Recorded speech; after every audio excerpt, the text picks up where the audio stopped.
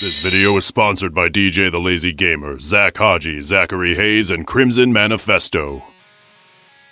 Having reasoned there was nothing they could do until the Omni King's meeting, our heroes went about the next few days until Goku, and subsequently Vegeta, had been so itching for a spar that Piccolo had been forced to speed up his experimenting on his creation god power against Super Saiyan Blue. Though before they could really get into it and test their new limits against each other, the Supreme Kai and Whis arrived with a still fairly irate god of destruction, and informed them that the Omni Kings were finally calling for their multiversal gathering to discuss the terms of theirs and Goku's tournament. With a little time to waste, the trio of warriors powered down and made contact with Whis so that they could transport to the Omni King's realm to begin. They were aware the Supreme Kai could get there instantly, but by going through Whis, they could get there and have some time to speak to each other. Thanks for agreeing to bring us along. Seeing as how this is Goku's fault, it's only right. Oh, come on, Beerus, I already apologized. Besides, we already agreed the idiot inadvertently saved us. A tournament we can have a fighting chance in is better than being wiped off the board like a child's plaything. All that aside, you three, especially Piccolo, please give up on changing the Omni King's mind. This is now happening whether we like it or not. Though he didn't indicate it, the Namekian did in fact want the opportunity to attempt to persuade the Omni Kings away from this tournament. Now he'd have to change his plans. Soon though, the group arrives to the meeting place, and are instantly awestruck to see all the other gods of destruction and angels other than Champa and Vados. Unfortunately for them, the Universe 7 group had been the ones holding up the meeting, and this combined with the knowledge that this tournament situation had been suggested by a mortal from Universe 7 meant there was a lot more anger aimed towards them than what we saw in canon, causing a bit of a commotion between Beerus and the other less mild-mannered gods that were quickly silenced by a simple hand gesture from the Grand Priest. Their reasoning for gathering was explained, and of course the universes with high enough mortal levels were exempted, with the acknowledgement of Universe 7's being far higher as of recently, now being the fourth to last instead of second. But only Universes 1, 12, 5, and 8 would not be competing. Now the Omni Kings will finally explain the rules for the Tournament of Power. As the rulers of the Omniverse began to go over the rules they'd spoken of with Goku, one in particular piqued Piccolo's interest as he waited for the explanation to end while doing something that made Beerus and the other gods of destruction's blood run cold. He raised his hand. Yes, Namekian from Universe 7? Thank you, my lord. I have a concern. Piccolo began before Beerus tried to put a stop to his insubordination by forcing him to bow his head to the ground out of fear of any further retribution. Do not mind this foolish mortal, Omni Kings.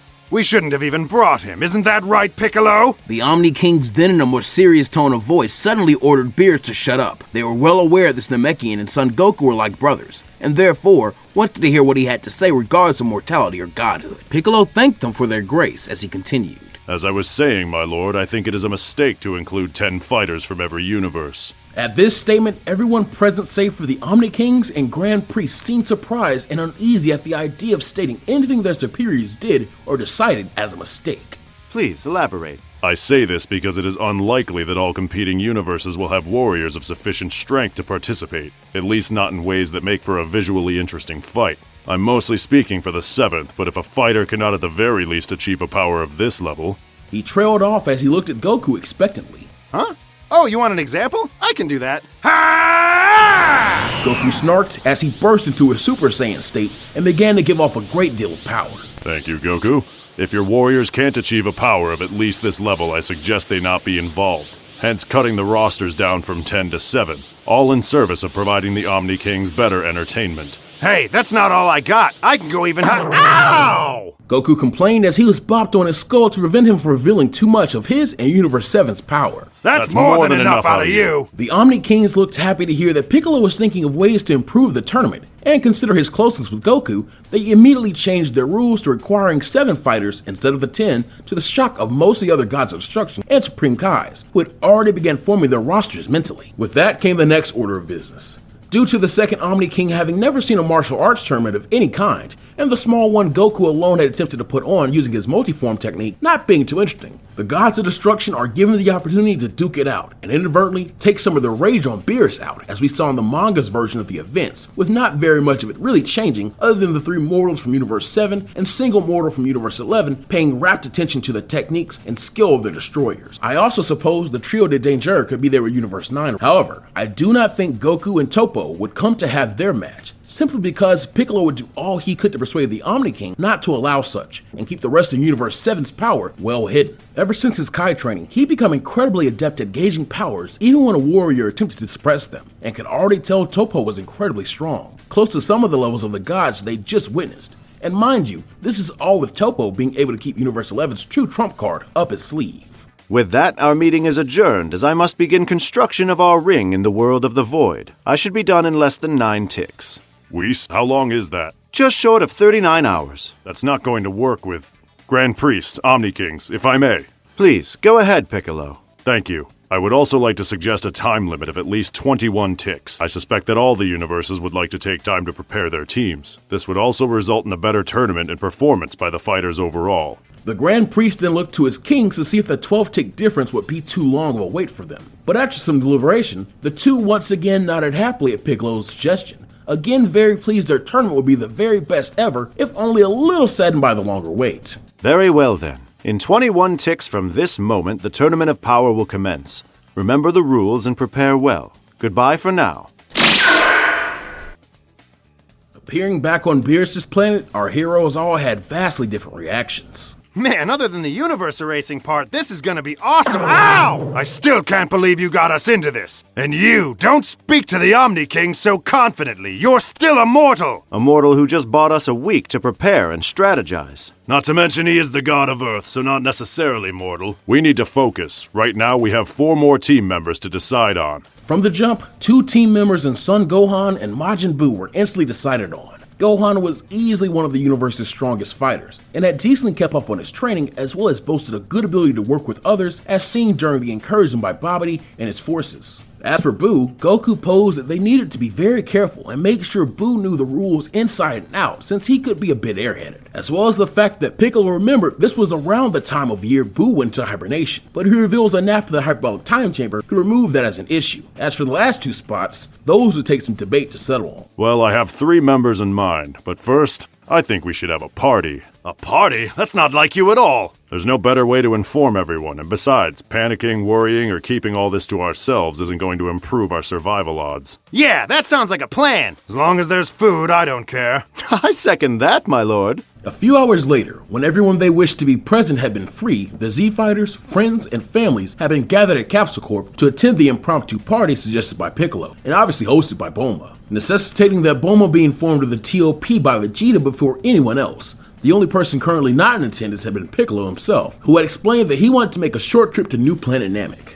This left the actual act of breaking the news on the tournament to everyone to Goku and Vegeta, as Whis and Beerus, along with Buu, had already begun indulging in the feast too much to be of any help. Piccolo had insisted that they be straightforward with everyone about the tournament and its stakes, meaning from the jump, all our heroes are aware this is a universal threat like none they'd faced before. As the more rational and collected amongst the group such as Gohan attempted to calm the more rash ones such as Chi-Chi, Goten and Trunks stood and excitedly announced their own bids to participate in the tournament. Though they weren't the most serious of warriors who constantly trained, doing so even less than Gohan was known to, they were still students trained under Piccolo, who took some pride in their strength, especially Trunks, who had really been able to reconnect with Vegeta over the power he'd cultivated, and Vegeta's pride in him, as well as his own regret at not being able to help cultivate it himself. It made him see Trunks a lot more as a younger version of himself, who really never got to bond with his father over getting stronger. The two simply enjoyed being strong together, something he recognized was a fairly shallow relationship now. This was also something Goten had begun to pick up on, and noticed that training in martial arts was a way to bond with Goku better. He certainly wasn't as motivated to do so as Trunks had been, as Vegeta had always been a bit more distant and needed a greater incentive. He actually found himself taking what he'd learned from his Uncle Piccolo, as well as beginning his own hobby of finding interesting new ways to apply his ki. Of course, Chi-Chi and Bulma were not the happiest to hear about this, but as they began to argue with the boys, to the annoyance of Beerus as it was affecting his meal, Piccolo returned, and with a guest, Nail. Much happier and calmer than anyone had expected Piccolo to be, he greeted them all and introduced Nail to anyone, mainly just Whis and Beerus, who hadn't had the opportunity to meet him yet, and expressed his happiness at being able to spend time with everyone in one place. He was only sad it was usually under poor circumstances when they did this though. Assured that everyone was currently aware of their situation, Piccolo began to go over what he viewed as an effective strategy. Firstly, from the people present, they were going to assemble their 7 fighters. Then, they would use most of their week to prepare and begin working on teamwork and combination attacks, since he heavily expected that would be a major deciding factor during the tournament. And in the final day before the tournament, they will be doing absolutely no training whatsoever, as to simply relax and center themselves beforehand. A wish on the Super Dragon Balls is the prize at stake for winning the tournament. Goku, Vegeta, Whis, and I have already spoken about it and decided if we win, our wish should be to bring back all the universes erased in the tournament, as in a roundabout way, it's our fault this is happening. Any objections?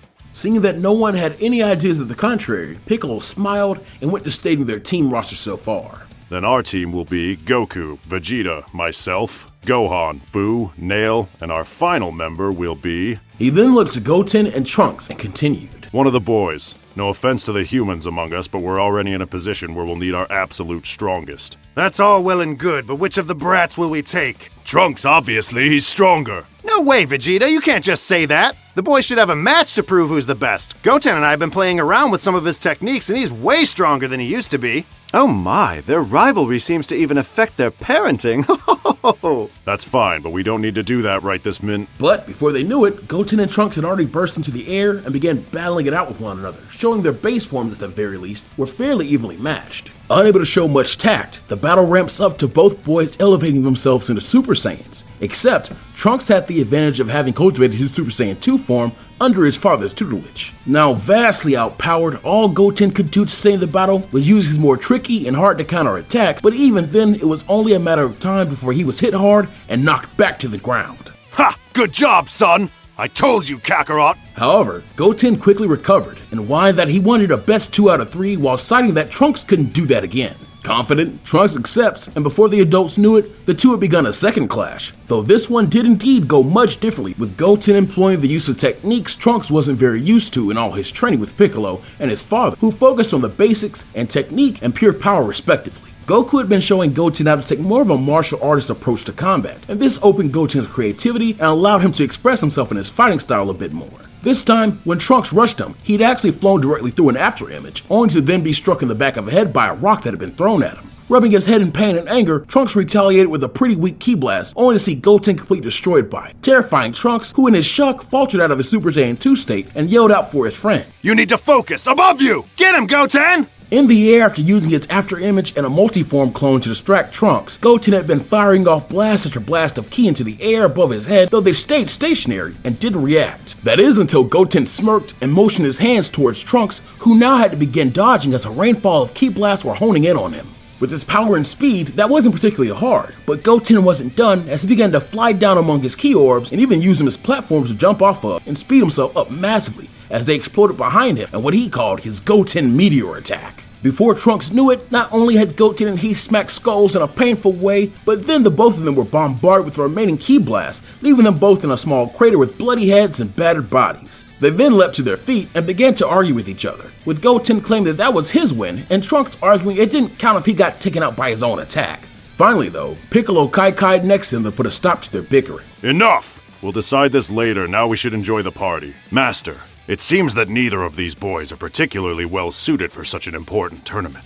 One of the humans may be better. The children lack discipline. In fact, we'd be better off getting one of the other warrior Nameks. However, hearing Nail disparage them caused Trunks and Goten's anger to turn on him, as they didn't even know him for one, and in their eyes, they didn't see why he deserved a spot over either of them. For one, I am a seasoned warrior. For another thing, I actually learned something from Master Piccolo's teachings. The boys, though, reminded Nail that he hadn't directly trained under Kami as long as they had with Boo, and therefore, they were still better suited for the team. Then allow me to demonstrate why knowledge and maturity render me a better choice. Nodding in agreement and to each other, Goten and Trunks then squared off with Nail, as they decided working together would be the best way to prove their worth, while Nail calmly dropped into his own stance, ready to take on the boys while being smart enough not to underestimate them regardless of their age and behavior. By this point, Piccolo had given up on attempting to stop the boys from being so rash and simply left Goku and Vegeta to act as a cheering section as he returned to the balcony over Capsule Corp and sat with Boo, Beerus, and Whis as he watched closely to make their final team member selection. It reasoned that if working together, Trunks and Goten could defeat Nail, who he viewed as the most powerful Namekian other than himself, then one of them did deserve his spot. Boo, please watch this fight closely too. You and the boys have always trained well together, so I expect you to team up well with one of them. His protege looked up at his master awkwardly, mid-bite of a massive amount of food before nodding seriously and keying in on the battle. The two sides of this fight clashed, and to Goten and Trunks' shock, found themselves quickly overpowered when Nail used his stretchy arms to bind them and flip over their heads before slamming them into the ground and squeezing down on them to make it hard to breathe, so they'd eventually pass out. Thinking as one though, the two both transformed, but with the lack of air, Trunks was only able to reach his Super Saiyan state like Goten, but the power boost allowed them to break free of the hold and rush Nail as Goten went low and Trunks high. Sensing he was quickly going to be outpowered, Nail was forced onto his back foot and had to use the Kaioken just to keep up with the boys' flurry of blows and their near-perfect synchronicity. However, Nail slowly began to outlast them, as their anger blinded them into not using their personal strengths in fighting, being Trunks' talent at the usage of Ki Blast, much like his father, and Goten's martial arts techniques, for the sake of attempting to overwhelm Nail, whose greater stamina quickly evened up the power scale and allowed him to begin pushing back. Growing irritated, Trunks broke ranks and began to waste even more energy by raising back to Super Saiyan 2, which made it far too hard for Goten to synchronize with him. It also caused Nail to raise the level of his Kaioken and quickly blow Goten away with an attack to focus on the more dangerous Trunks, who forgot to account for Nail's arm stretching again and allowing him to grab Trunks' footing as he went for a Ki Blast volley, before whipping he and Goten into each other, splitting the two parties apart. Nail was slowly beginning to feel the strain of the Kaioken, as when it was all said and done, he just wasn't as good as its Piccolo had been, who had the extra regenerative power of both his other half and the Grand Elder. Goten seemed to sense that, and jumped to Trunks' side before surging his arms back to repair Kamehameha, while telling his friend they could finish this. As Trunks prepared his version of his father's final flash, he called the Big Tree Cannon. Nail saw no other option but to brace his arms and charge his own signature blast in his Mystic Flash. Thankfully, they were in the sky and far enough away from anything for a beam clash to not damage anything too severely, and so they were allowed to complete it, as the three attacks clashed in midair and deadlocked before bursting and pushing the three warriors apart from each other. That's all I needed to see. True, they're evenly matched. It wouldn't make sense to exclude one. Yep, I think having all three on the team would be great. Nearly everyone present, while happy the fighting had stopped, seemed confused by what the three warriors were speaking about. When Goku elaborated about a technique Vegeta and he had told Piccolo of their learning of during their time in the other world. Even with his more laid-back attitude though in this timeline, Vegeta had always refused to perform it, but it was never one to turn down having a trump card in case a battle became too hairy, as he'd had his lesson on that beaten into his brain far too many times already. Goten and Trunks will enter the tournament as one. From what Piccolo knew of this fusion technique, it was one which vastly increased a fighter's power, and so had a very strict time limit. That was something he saw as an advantage in this case though. The odds of all their fighters making it to the end were low by his imagination, and that meant the competition would have the effect of whittling down their fighters' stamina so much they could be punished by late game. However, if they had a fighter whose stamina was less precious due to it being so finite regardless, then they'd have an effective vanguard, so to speak. So he spent the rest of their party time cooking up a training schedule and strategy for the boys, viewing them as now being integral.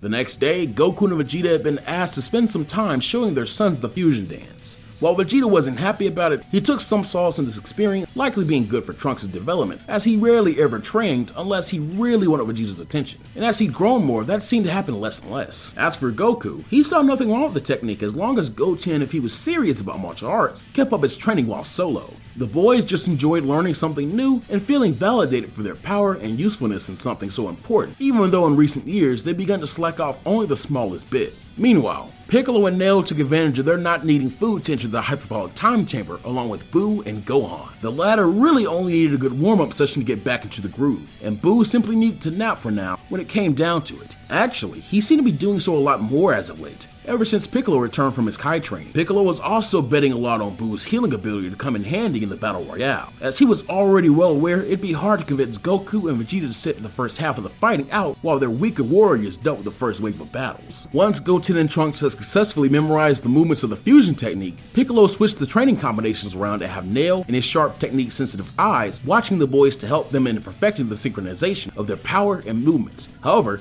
his way of doing so was very interesting. Thankfully, Piccolo had already taught them meditation and the importance of centering their spirits, though it was clear they'd begun to slack off in that as well as their training. Nail still saw fit to have the boys sync up by having them participate in the old ways of the warrior dynamics. This was also partly due to his view of their behavior as lacking discipline, and surprisingly, both Goten and Trunks were completely willing to take part in the training so as to prove him wrong, and to Nail's credit, it was proving itself useful. Meanwhile, being hosted by Whis on Beerus' planet, Vegeta and Goku had been set up to act as enemies, while Gohan, Buu, and Piccolo teamed up against them. The two Saiyans were even convinced to fight at least somewhat together, not to the point of teaming up completely, but enough to get them to change partners once in a while. Though it quickly became clear that both were still simply gunning to push Piccolo's new powers to their limits, something that the Namekian was happy to do, as it allowed him to act as a point fighter while Buu and Gohan backed him up where they could, which began to form very strong teamwork in the three. Piccolo also found it really surprising that Buu seemed to continue to grow far stronger day by day in their training, especially when he kept close to his master and surrogate father, even keeping up with Dragon Warrior mode incredibly well. His growth was beginning to outpace all of theirs in fact. The next day, the combinations were switched again,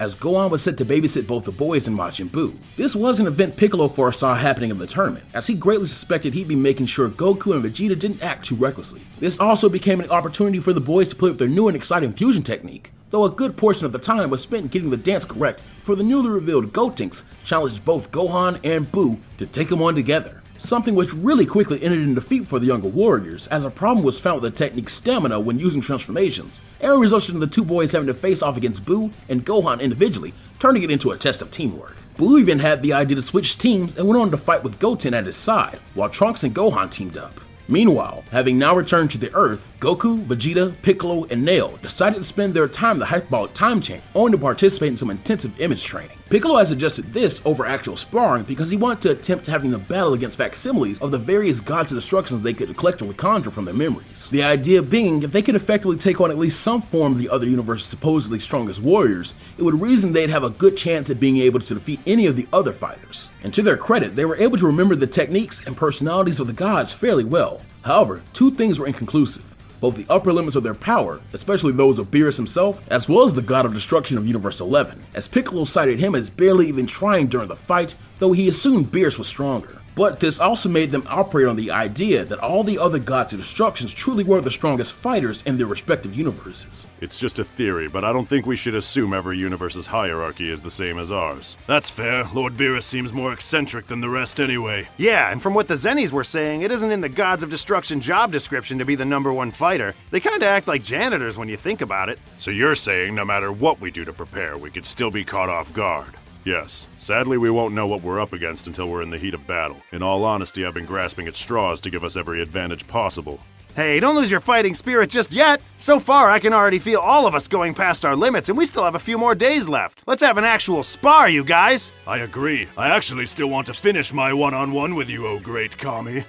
You Saiyans and your insane battle lust. At least you don't lose confidence. The four then finished off their day with as much sparring as they could fit into the rest of their year inside the chamber. The next day, however, Piccolo had called off all training in favor of calling together one more strategy meeting before the tournament would begin in the next 2 days. He, Nail, Vegeta, Beerus, and Whis had gathered at Capsule Court once again to convene about their progress so far and figure out any holes in their strategy. First and foremost, Piccolo had mentioned his theory about the power differences of the other universes, to which Whis went ahead and confirmed was likely accurate. All the gods of destruction were not equal in power, and beyond that, all of them did not even use their power for combat. Some were more likely to do their jobs and simply wipe away planets and people who posed a threat to the mortal level and balance of their universe to make way for the Supreme Kai's shepherd in new life. I have a concern.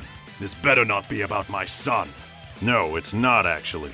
I believe my earlier assessment of both the boys was inaccurate, other than the lack of discipline. Goten has gotten to the point that he can match Trunks' higher transformation, and when synchronized, the boys are true devils in combat. My concern lies with you, Master Piccolo.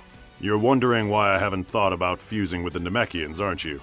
Yes. You have to realize fusion with all of us combined with your powers would make this tournament null and void. It could even be possible to easily split us all back into individual Namekians afterward with the strength you'd gain. It's not that I haven't considered it. It was one of my first thoughts. The reason I haven't acted in doing so is an interest of balance. I believe if I were to amass all that power, especially through no real effort of my own, that I or who or whatever came to be after all those minds melded would be unwilling to part with it. I recall Goku saying something similar to Beerus when he first achieved the Super Saiyan God state. He reveled in reaching that power level and yet was upset that he wasn't able to do so on his own. You two are so alike and yet still very different. But wouldn't fusion solve all our issues? Both Goten and Trunks could compete, and they wouldn't have to combine and worry about their own time limit. He doesn't want the easy way out, obviously. Though he's a Namekian through and through, Piccolo was almost raised by Kakarot. It's no surprise he'd have some pride of his own. Isn't that right, old friend? Where once in his life, Piccolo likely would have been troubled by such an accusation, now it was something he'd more than come to be comfortable with, to the point he could only really smile at Vegeta in response. It was undeniable that the Son family as a whole had really affected him. That was simply a part of his balance now. Well, as much as I want this to go well for my own sake, I think we're more than prepared to win. I concur, actually. There is such a thing as over-preparation in thinking. It's a commonly held belief in teaching that were you to test a student on a subject they know well on the spot, they'd likely do better than if you were to give them a week to prepare and mention a penalty should they fail. So you're saying we should relax and adopt Goku's mentality toward the tournament? A bit more crude than I'd put it, but yes. We started the week with celebration and relaxation. Getting back to that will help center everyone before the end of it. That's fine by me. I'd actually enjoy the opportunity to train on my own for a little while. Very well then. I see your points. We'll spend our last days separately doing as we please. Though we'll need to be careful about last-minute training, Vegeta. With the Saiyan in agreement, he and Nail bid the gods a farewell, as apparently Whis and Beerus had a lunch date with Bulma anyway. Piccolo offered to return Nail home to Namek to spend his last few days, but soon sensed that Nail was still a bit hesitant, and could feel that his thoughts were still being clouded by doubt. Listen, Nail, if you're that afraid, I will not stop you from fusing with our people. I will even do all I can to help you all separate yourselves afterwards. But I think you should have more faith in your power and that of our comrades. There's more than one way to combine power. Yes, Master. I will keep that in mind. After returning Nail to planet Namek and spending the rest of his day with him and his people, Piccolo felt his spirit calmed and reinvigorated, as he always did when on his homeland. It was really rewarding to stay a while and appreciate the regrowth and repopulation of the planet with life. The hydrangeas Guru had planted had grown well and wide, making the planet look lush with life, and he even counted many more young Namekians than he had last time, bringing the planet's population into the low thousands finally. It now made sense why Nail had become so squirrely. He had way more to protect, but in favor of Piccolo's point, much more to lose should Namekian assimilation have to be relied upon. I won't let anyone die. The week was finished out as one would expect. Goku and Vegeta got in as much extra training as they could. Gohan had opted to spend his time with Uraza and Pan so as to remind himself what all his training was for. Majin Buu had stuck close to Piccolo, as ever since his Kai training, the two really hadn't spent much quality time together. It was simply nice to be in his company. Not to mention, he needed to confide in Piccolo and seek his counsel about a scary dream he'd been having as of late. Nail spent the rest of his time in meditation somewhat dwelling on his own position and that of his masters. When the time came to make a decision, he concluded that Piccolo was right and decided to place his faith in him and his team, and carry his people's hopes, dreams, and safety on his shoulders in a different way. Goten and Trunks played video games and had a sleepover, something Piccolo actually encouraged as he felt it would help them synchronize themselves even further. Finally, Team Universe 7 was assembled with 30 minutes left in their 21-tick time limit. Anticipation, trepidation, and excitement saturated the air as Piccolo, already having been deemed the team's captain, attempted to rally their forces. Thank you all for working hard. This tournament isn't technically dangerous. Remember, lethal attacks will result in disqualification. That doesn't mean you need to hold back completely or expect your opponents to be perfectly willing to follow the rules. Play it smart. It is time. Hearing that, Goten and Trunks took it as their signal to go ahead and fuse, as their companions began to glow with the Grand Priest's power. Without delay, Team Universe 7 found themselves in the world of the Void, staring down the likes of their opponents from the other universes. 56 of the multiverse's strongest warriors had all been assembled. Now, let the tournament of power begin! With that, Plus Ultra fam, is where we'll be leaving our story off for right now. Hey Plus Ultra fam, I'm keenly aware this one is a tad shorter than what you've come to expect from me when time between parts is like what you've endured between part 8 and part 9 of this series. I want to ask you guys place some faith in me though, as I'm attempting to have this be the most special and entertaining alternate take on the Tournament of Power that I possibly can, that possibly has ever existed in this community actually. Some things will seem similar and other things will be vastly different. The two things I can promise you though is that the wait will be worth it and it will be a shorter wait than the last one. So please help this video do well by making sure you subscribe with notifications on if you haven't yet, and leave a like and comment with your thoughts, as both can be a major boon to the video's performance in the algorithm and are always great ways to encourage me to keep creating more and better content. Jumping over to our shoutouts to our voice actors, the immensely talented Dragon Ball University, as well as a major shoutout to Zala77S for the commissioned artwork featured in this part. I absolutely cannot wait for you guys to see just how hard he went off for the art in Part 10 as well. Also, a shout out to Maxi Uchiha 22 and any others who provided official renders and backgrounds used through the project. And remember, you can always find everyone's links in the description below, as well as in the iCards in the top right hand corner of the screen. Now last but never least, we have our patrons. In Hero tier, Lone Wolf McQuaid, Stefan Consfront, Samuel Viveros, Arcana of the Heart, and James Holland. In Shinobi tier, Shannon Roberts and Jay Ray. In Z Warrior tier, Narku and Normandy 1998. In Beyond tier, Knuckles OX, Pizza 15X, and Don. And in Plus Ultra tier, DJ the Lazy Gamer, Zach Haji, Zachary Hayes, and Crimson Manifesto. The support of patrons provides so much, from extra funding for visuals, editing, and voice acting, to just being an extra cushion when ad revenue falls due to how long some of my more major projects take to produce. It can literally never be overstated how integral each and everyone's support for the channel is, no matter how big or small. But that will do it for us this time, and by now, you guys definitely know the drill.